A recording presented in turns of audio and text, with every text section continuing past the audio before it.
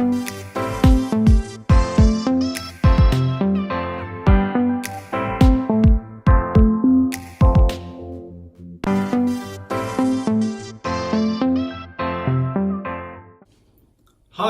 and welcome to another video from ovesen.net.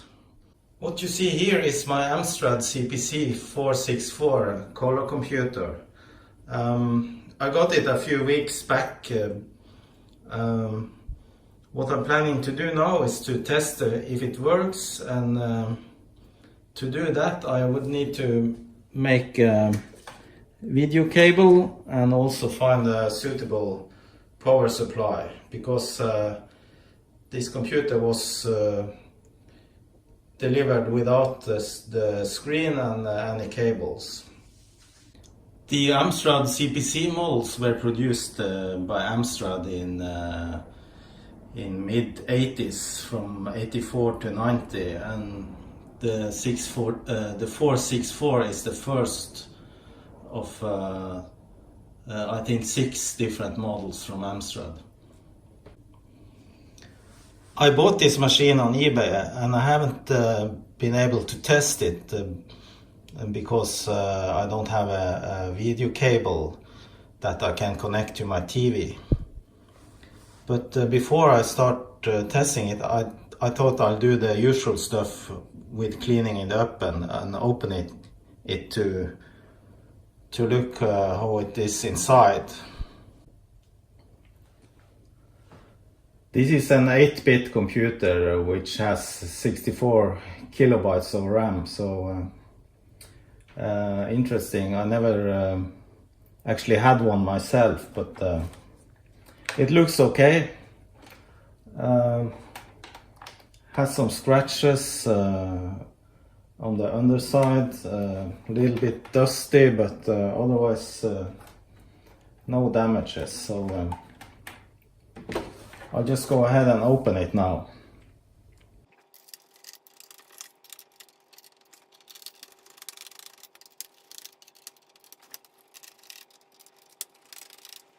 So let's see what's underneath.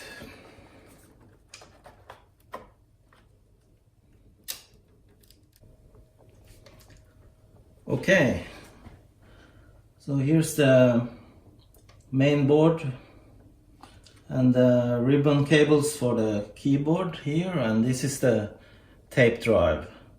So I'll try and connect everything and clean it up a bit. So I need to be careful not to damage anything. This is old stuff, so it's very brittle maybe. Especially these plastic ribbon cables can easily break when they're old.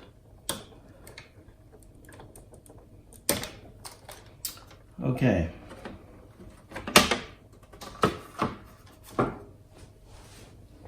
Okay, the motherboard looks okay. There's a bit of dust and what's that, grass? I don't know. There's 7 screws holding the motherboard, so I think I will remove the motherboard and then I can clean it afterwards.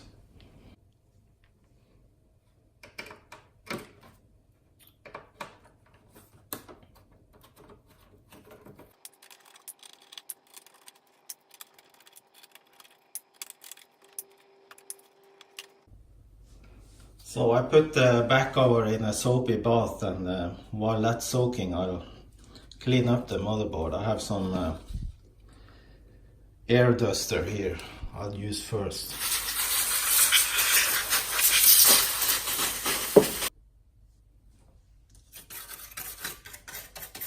So there seemed to be something spilled onto the motherboard.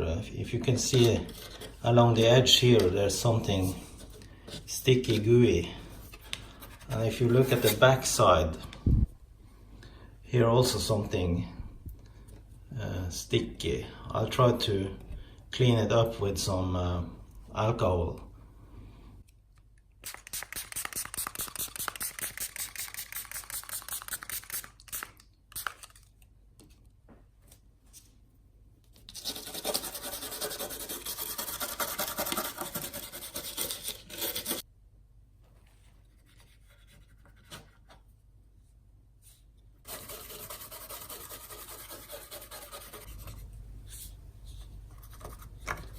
quite dirty, but I think it's getting better. I just go over with a paper towel, and as you can see, it's really dirty, so there's definitely been some spilling in this area.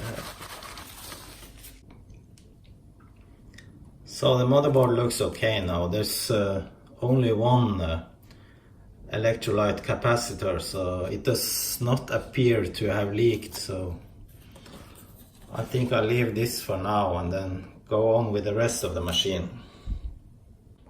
So next up I will remove the keyboard and the tape recorder and clean up the front cover of the machine.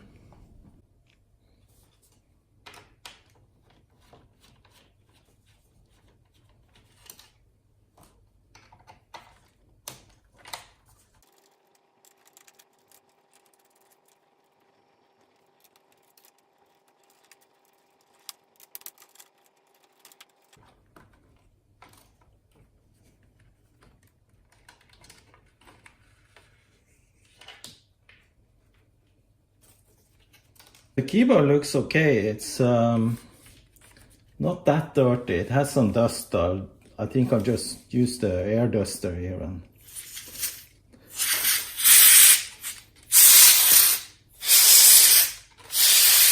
So next is the tape recorder. It has a lot of dust and shit, and I started by removing the LED, which is held by two clips. So let's remove the tape recorder.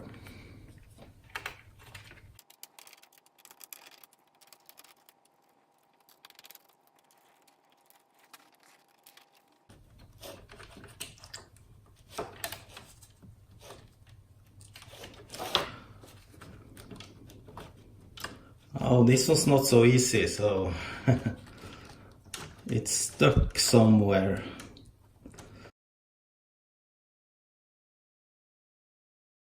Okay, it was a bit tricky to get this tape recorder loose, but I unscrewed this volume control and the switch here, and then it was easier to just lift it up like this.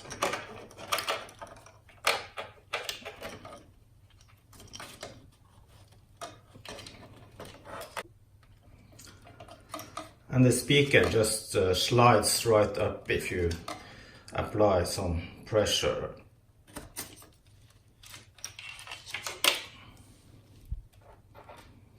Okay, it looks a bit dirty, so it needs some cleaning. I just used some cotton swabs and a little alcohol to clean this up. It's not too dirty, so I don't think I have to disassemble the tape drive.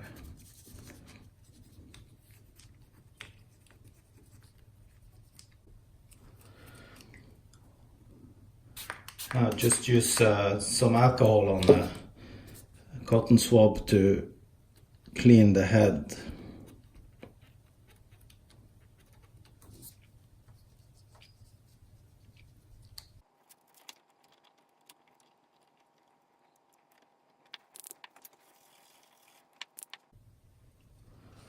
Okay, it looks clean now, so I'll use some contact cleaner on the switch here and the volume control here.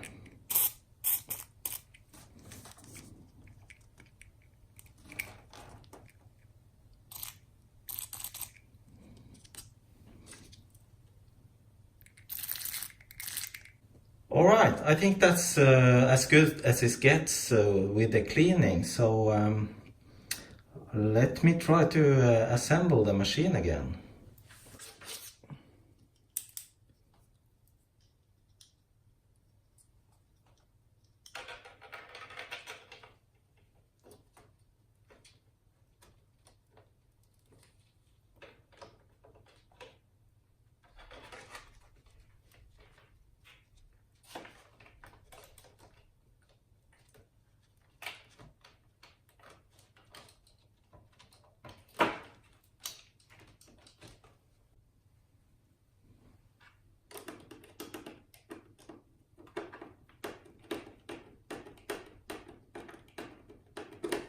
So that was the tape recorder. Now the LED light goes into the slot here.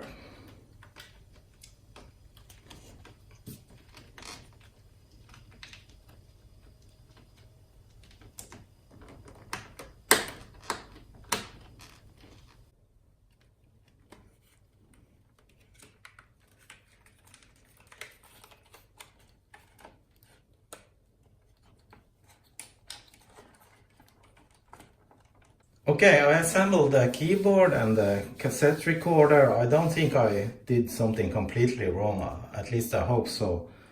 I also lubricated some of the moving parts here with some silicone lubrication. The machine didn't come with a power supply, so because it gets its power from the monitor that originally came with the machine. But I don't have a monitor, so I found this general purpose 5 volt 2 amps power supply, which is the same rating as the label here on the back says it needs. So I connected the power, but after some measuring I can't find any 5 volts anywhere except on the power connector, so I have to investigate further to why there's no 5 volts on this board.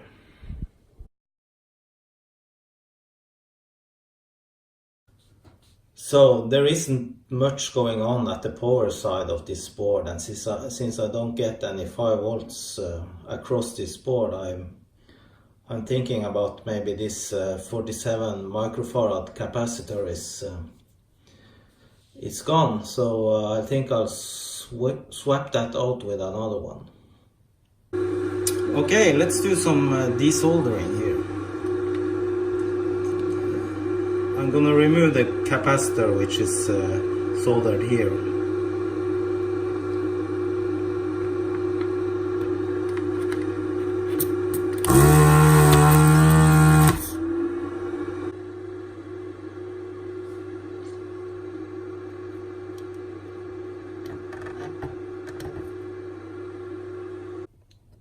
So let me find a matching capacitor. So I pulled up a logic probe here to test the board, and I just get strange readings. The CPU is supposed to have 5 volt input on pin 11. But it's low, and also the cassette recorder port here should have 5 volt on pin A, but that is also low. However, on pin C here it is high, so that's really strange. I find high on this point here, which goes below all those resistors around here, but something must be shorted somewhere, so I just have to look for damage or something else that can be wrong. Okay, I have measured voltages all over the board now and try to trace the problem. I have a positive plus 5 volt here, which goes underneath these resistors to this transistor here, which should have plus 5 volt, but it don't. And also on the back side I have measured the connectivity between all the positive rails, and they all check out on the main parts of the board except for this area here is not connected to the positive side. So I'm beginning to wonder if this transistor here is actually shorted. So I think I'll try to replace that one.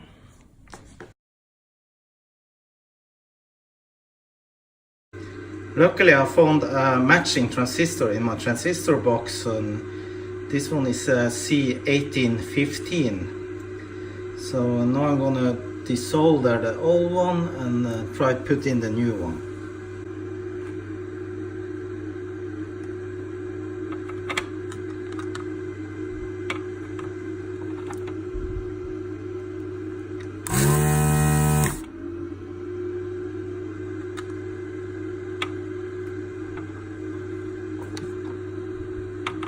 The pins are quite bent on this board, so it's hard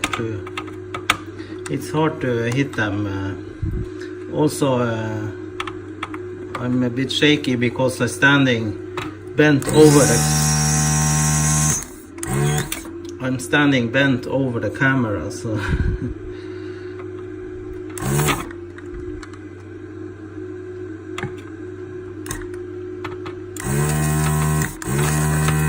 okay, now it's loose, I think.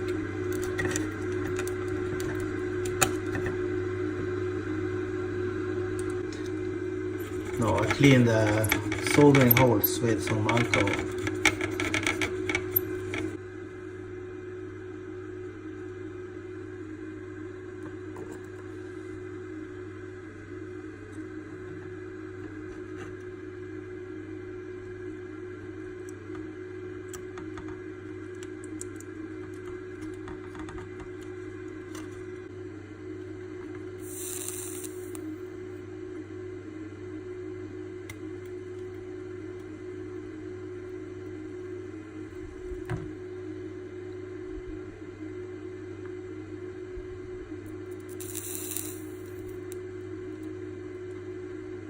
Okay, that looks good. Let me cut off the legs here. Okay, this is kind of embarrassing. The transistor did not have an effect on the voltages on the board, and I could not understand why I could not find 5 volts on that rail. So I connected everything, the keyboard and the tape recorder, and turn it on, and voila, it powers on. The tape recorder also works. So. Well, at least I did some cleaning and I changed the capacitor and 1 transistor, so hopefully that is for the better. So that was a lesson learned about this computer. The cassette recorder has to be connected for the motherboard to get power, which is natural because the power switch is of course connected to the cassette recorder, so that's why I didn't get any 5 volts to the main components of the board.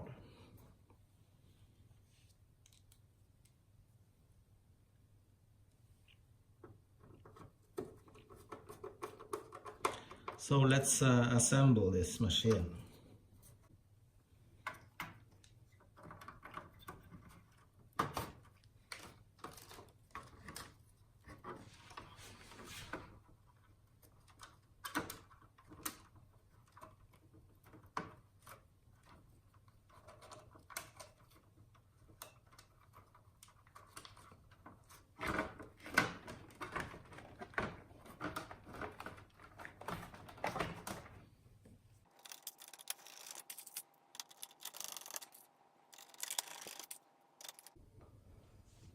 Alrighty, I assembled the machine and I'm ready to test the Amstrad, but there's just one problem. I I don't have a video cable that fits, so I have to make one.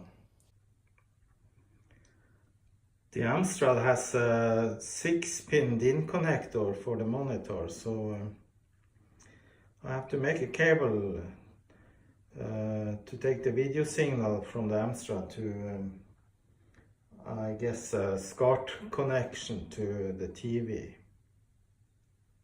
So what I want to do is to create a cable that has both picture and audio, which I can connect to my television with a SCART plug.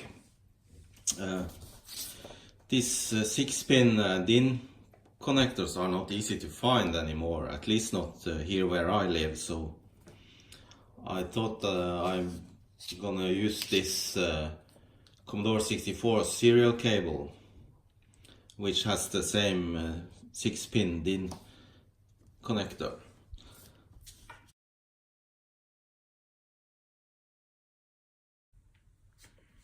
So I took out the SCART connector from one end of the SCART cable, and the plan is to remove the pins which I need to be able to solder on the other cables. So I'll start with the audio cable here now.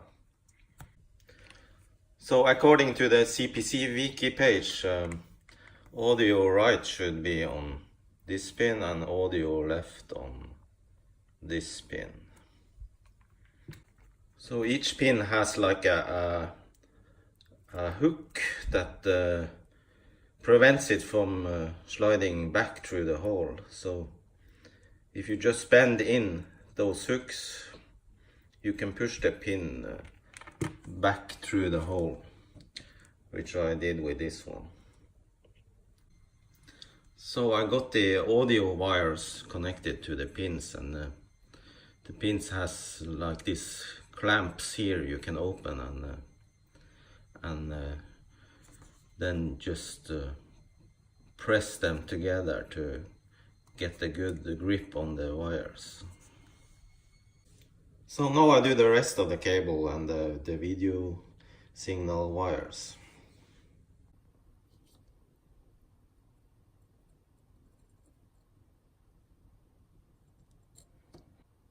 So I connected the different wires for the video signal, and now it's just a matter of putting the pins at the right spots here on this SCART connector.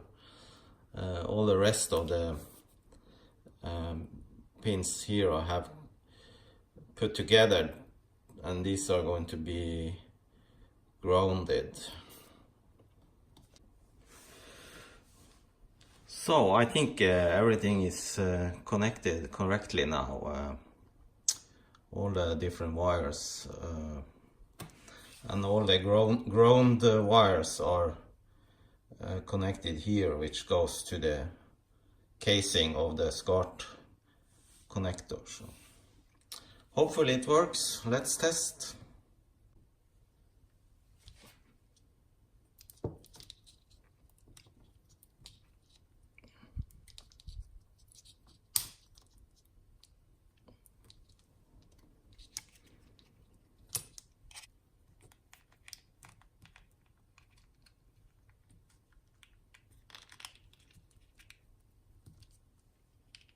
All right, what do you know? Of course, I forgot to put this screw cap over the cable before I connected the wire, so I have to find something to do with that. So I just cut the cap in half like this, and then put the wires inside. So not perfect, but it holds. So let's test the Amstrad and see if my homemade cables actually work, or even if the machine works. I don't know, I haven't tested it before, so.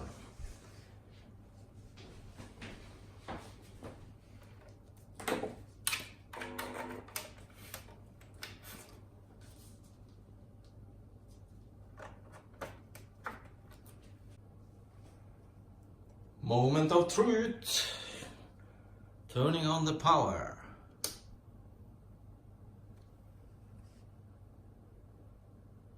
Yeah! It actually got the picture. It's a bit faint, but machine works. It says basic 1.0 and ready. Fantastic. The machine works, however, I'm not at all happy with the picture quality. I guess something's wrong with the cable, so I'll take a look and see if some pins got mixed up or not connected properly. Before I do that, I'll test this game here and see if the machine can load from the cassette recorder.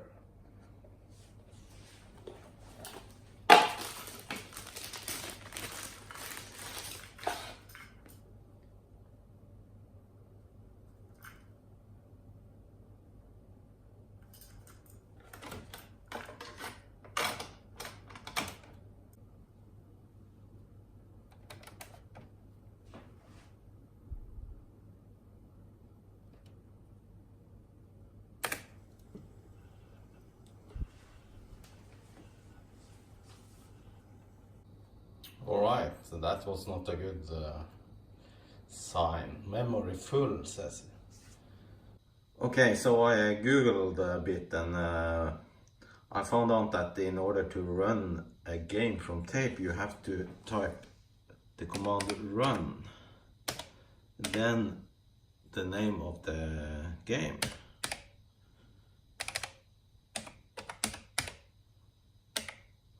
So let's try that.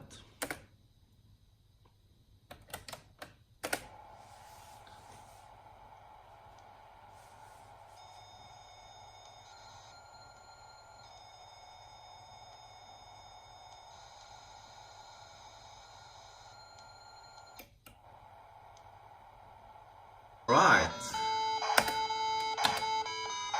Looks like we loaded a game, except there's no colors.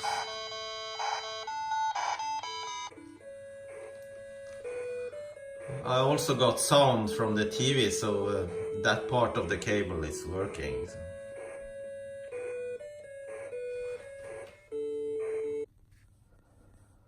So when I inspect the SCART connector, I see that one of the pins has been pushed in. And some other pins are somewhat bent. Okay, this is better. Picture is better, but there's still no color. What I did, I changed the cable a bit. I connected pin 6 from the Amstrad to pin 20 on the SCART connector, which is a composite video signal. So I don't know why I can't get any colors. Maybe it's the TV, I don't know, but it could be the machine also. Something's wrong with the output. However, I think this was a success so far, and I'll figure out what's wrong with the colors later.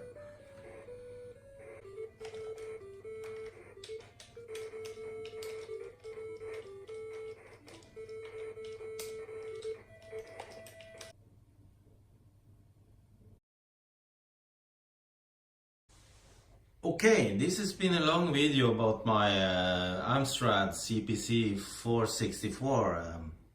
So I will look into the color issue and try to figure out how to get some colors from this machine. And yeah, I'll thank you for watching and hope you enjoyed this video. And I'm waiting for bomb jack to load here. I think it's been loading now for like 10-15 minutes already. Alright, something's happening here. Okay, thank you.